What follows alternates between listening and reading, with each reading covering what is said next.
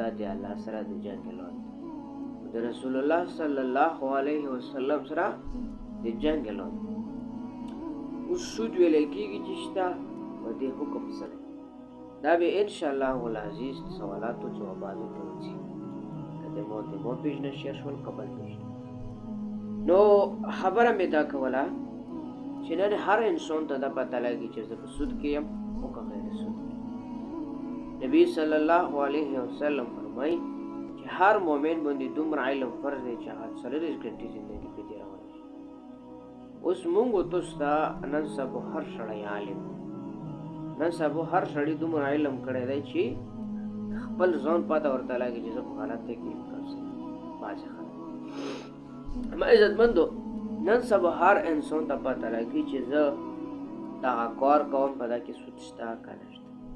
هر انسان ته دا پته حالان کې د پیسو د محبت د وجې نه د روپو سره د محبت د وجې نه دغه چې کوم پکې لګي.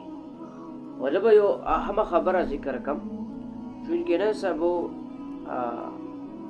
تمام څومره نوجوانان حضرات دي دا یو غم او یو فکر د پاره زمونږ تاسو لپاره فکر خبره ده.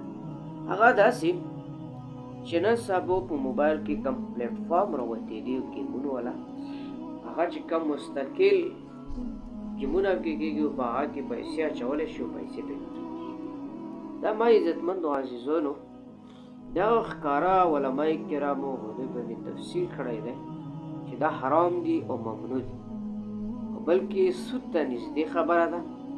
نن موږ هر یو بچي له موبایل ورکړی دی او موږ د بچي نه دا پوښتنه نه وکړي چې بچیه په موبایل ته څه کوي.